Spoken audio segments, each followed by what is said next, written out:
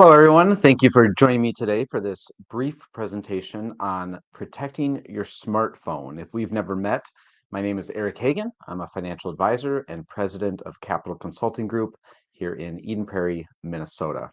Capital Consulting Group, or CCG, consists of myself, our Chief Investment Officer, Tom Fox, financial advisors, Dan Oshman and Rana Grant, and our client support team, John Knutson and Marilyn Westmark. Together, our goal is to help our clients make their next financial decision and the one after that a good one. Now, sometimes this means making good decisions about things like retirement planning, investment management, tax planning, and more, but it also includes avoiding making a bad decision, like falling victim to a scam. So that's why I do this. One of the most common cybersecurity questions that I get from clients and prospective clients is about protecting our smartphone from hackers. It makes sense that this is such a hot topic since our cell phones have gone from devices that could only make calls to essentially mini computers that we can fit in our pockets. They hold nearly all of our personal information and often our work data as well. They are a gold mine for hackers, and it's incredibly important that we are protecting these devices correctly. So today, I'll be going over 8 things that you can do that will make your smartphone more secure. We have a lot to cover, so we're going to dive right in. And I want to get started by sharing a story with you. Jared Kenna of Columbia was working late one night when he received notification that the passwords on 2 of his email accounts had been changed. He then attempted to reset the passwords himself, worrying that someone had control of his account, but he never got the text message code he needed to complete the reset. So he called his phone company to make sure his bill was paid on time, thinking that that may be why he did not get the text message. But they tell him, "You don't have a phone with us. You transferred your phone to another company." Someone had forwarded Kenna's number from T-Mobile to a carrier called Bandwidth that had a Google Voice account linked to it. All of Kenna's texts and calls were being routed to that Google Voice account. With control of his phone number, the hackers began resetting Kenna's passwords. The text message verification codes were sent to them instead of Kenna. Within 10 minutes, they changed the password on 2 email accounts, 2 banks, PayPal, 2 Bitcoin services, his Windows account, and about 20 more accounts.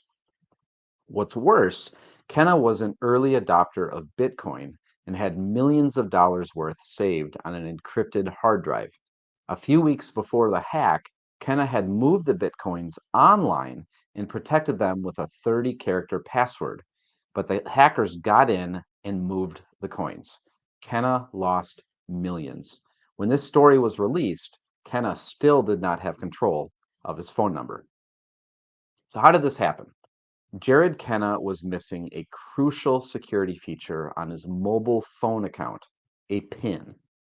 Now, we're not talking about a passcode on your physical device, although you should have that as well, but a PIN that you use to make any changes to your mobile account online or over the phone.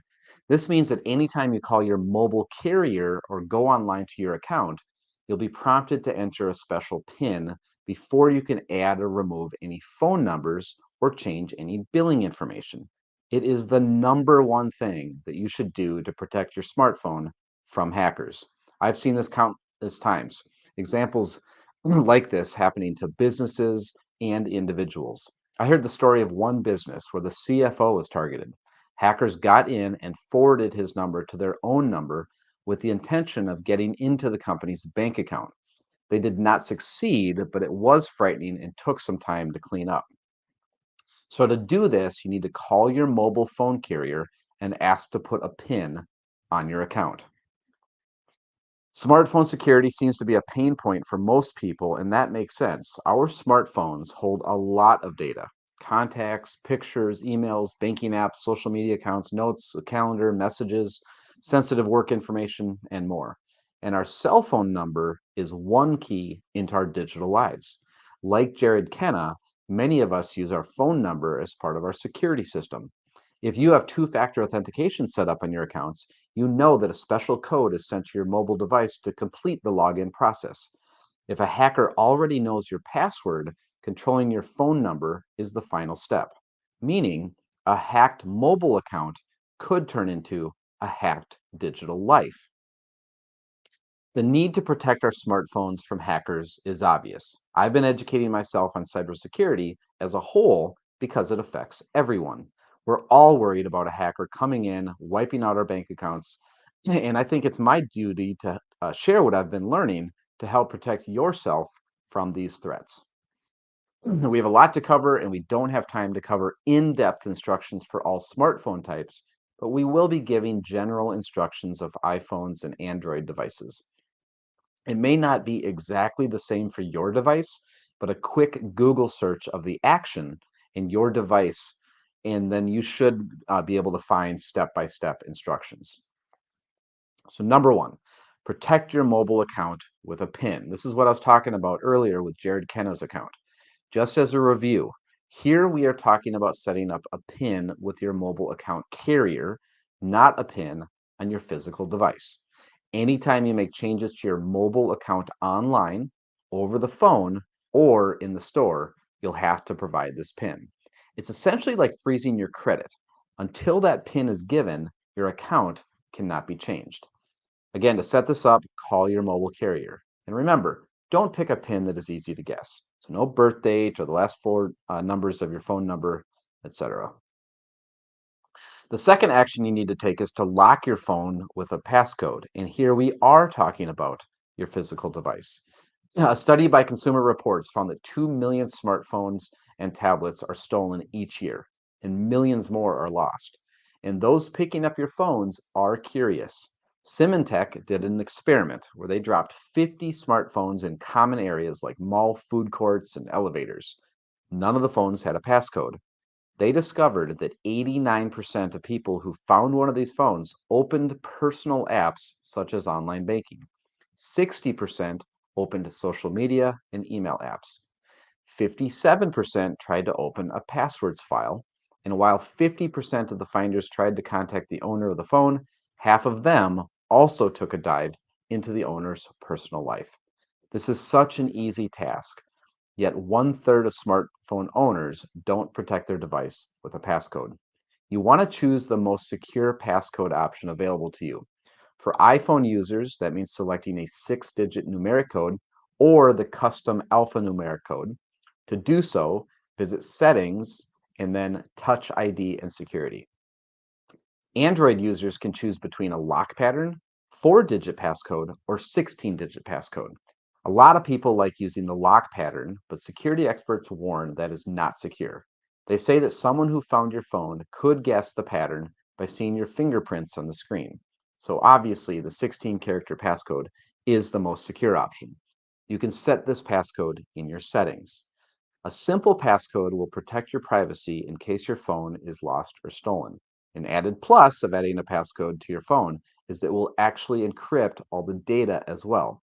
On iPhones running iOS 15 or later, and Android devices running Android 6.0 Marshmallow. With this change, neither Apple nor Google can access the data on your phone.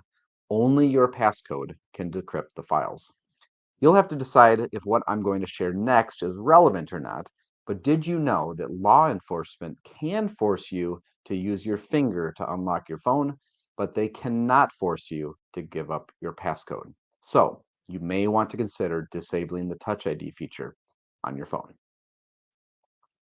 Number three, use a Find My Device program. If your phone is lost or stolen, you'll be glad you put a passcode on it, but you'll also want a way to try to get your phone back. Both Apple and Android phones have built-in features that allow you to track your phone, remotely turn off and lock your device, and even delete the data stored on your device.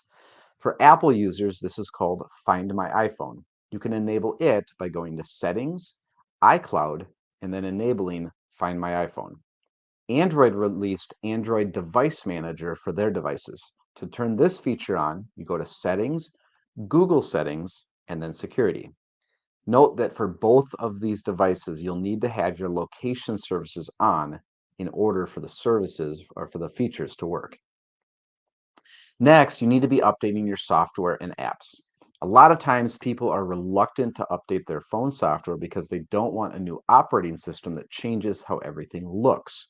The problem there is that these updates are not just cosmetic. They are also close known security vulnerabilities with your device. Putting off the update because you don't want your Messages app to change is putting your security at risk. For example, Apple released an update recently that closed some serious security issues, including one that allowed a malicious application to take complete control of your phone. The vulnerability would have allowed hackers to add files, delete files, install malware, record conversations, and a lot more. So you need to update your operating system when you get that notification. Now, if you have an iPhone and it is constantly telling you that you are running out of storage and you don't have room for the update, here's a trick. You can update your iPhone operating system by plugging your phone into your computer and updating via iTunes. The operating system is not the only program on your phone that you need to keep updated. All of your apps need to be updated as well. Again, sometimes it may seem like the update is just cosmetic, but there's a lot going on behind the scenes. Hackers can find their way into your phone through an unupdated app, so be sure you are always updating. And as a note, you only want to be downloading apps from the official app stores for your device, so Apple's App Store or Google Play. Apps not sold in these stores are not checked for malware or privacy settings and could compromise your privacy and security. Another important action you need to do regularly to hack proof your phone is to back it up. And you should be backing your phone up to two places, the cloud and your computer. The reason you want to regularly back up your phone is so that if something does happen, you download malware, your phone is hacked, or otherwise, you can do a factory reset and essentially erase your phone while knowing your data is safe in two other places. Once you clear your phone, you can re download your data from one of those backups. A backup will protect you if you lose your phone as well. You'll be able to move everything to your new device. Your smartphone is essentially a mini computer, and you need to treat it as such. We protect our computers with antivirus software, and if you use an Android phone, you need to find a good antivirus program for it. Specifically, attacks on Android devices continue to grow. The antivirus program you use for your computer may come with protection for your phone, so you can look into that. Some of the highest rated antivirus programs for Android phones are Avast, Bitdefender, and McAfee. But do your research to find the program that works best for you. iPhone users cannot install antivirus apps on their phone. In 2015, Apple began pulling antivirus apps from the App Store, saying that iOS works securely on its own. If you do a search of the App Store, you may see some apps for some of the big name antivirus companies. Those apps, however, are not true antivirus apps. Instead, they do things like put an extra lock on your phone or include a Find My Device feature. They do not scan for viruses or malware on your device. If you use an iPhone, keeping your iOS up to date will keep you protected. One of the best things about having a smartphone is that you can connect to the internet anywhere, anytime. But that ease of connection can leave you at risk. If you connect to unsecure Wi Fi on your device, you are susceptible to hacking and spying. Many hackers will create spoofed or fake Wi Fi networks that look like networks you've connected to in the past, or networks that should be trusted, like a network name Starbucks One when you're at Starbucks. If you connect or your phone automatically connects, the hacker can install malware on your device, steal data, or spy on what you're doing. If you do have to connect to unsecure Wi Fi, and by that we mean the public Wi Fi at your local coffee shop that everyone can connect to, you don't want to access any sensitive information. That means don't log into your email, don't do any online banking, and don't enter your credit card anywhere. If you do need to do any of those actions when you're on the go, we recommend turning off the Wi Fi and using your data. Doing so will basically turn your phone into a hotspot and will create a private connection for you to use. Of course, if you have a limited amount of data, you'll want to monitor your use closely to be sure you don't go over your limit. If you connect on the go a lot, you may consider investing in a mobile hotspot device. These devices cost anywhere from $50 to $130 plus the cost of the wireless broadband. You'll want to treat this device as you would your wireless router. You must choose the strongest encryption settings and change the default username and password. You do not want strangers using your connection. Another good option is a VPN app. A VPN, or virtual private network, creates a private internet connection for you to use via the available Wi-Fi. It's basically an encrypted tunnel from your device to the internet. Again, this is something you'll want to do research on to find the product that best fits your needs. Some highly rated apps are VPN by NordVPN, Private Internet Access VPN, Viper VPN, and TunnelBear VPN. If you happen to use a Nexus phone, you're in luck. Nexus devices running 5.1 and above had a feature called Wi-Fi Assistant. Wi-Fi Assistant automatically connects you to open Wi-Fi, but it also connects to a VPN managed by Google. It does not yet work on all Wi-Fi connections, but you can enable the feature through Settings, Google, Networking, Wi-Fi Assistant. It's also important that you turn off Bluetooth when you're not using it. Like an unsecure wireless network, hackers can spoof these and gain access to your device. Lastly, number 8, encrypting your communications. In recent years, 60 Minutes did a piece on smartphone vulnerability. In it, they spoke to a researcher who explained how hackers could listen and record any conversation, read your messages, and track your location. This is possible due to a flaw in Signaling System 7, or SS7, which is a virtual global network that connects phone carriers. It's the system that allows different mobile carriers to exchange billing information and allows your phone to have service when roaming.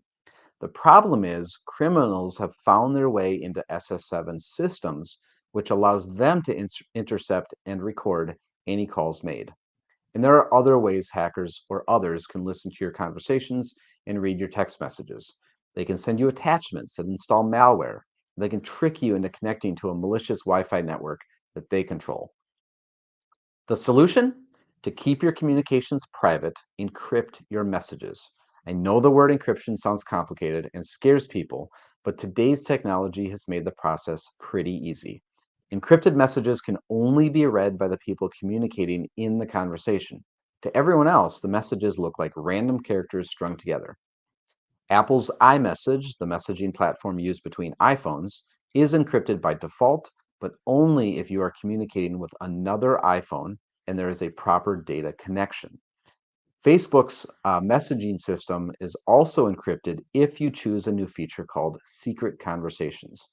When using the Facebook Messenger app, click the New Conversation button in the upper right and then select Secret on the next screen. You'll only be able to do this if you're running an updated version of Messenger and if the person you're communicating with also has an updated version of the app. There's another reason to update your apps all the time. WhatsApp, Pretty Good Privacy, and Signal are other encryption messaging apps that are popular in the security industry. WhatsApp can only be used for messages, while Signal now has an encrypted calling feature, keeping your voice messages secure as well. Pretty Good Privacy is an email encryption service. For all of these, the person you are communicating with also needs the program.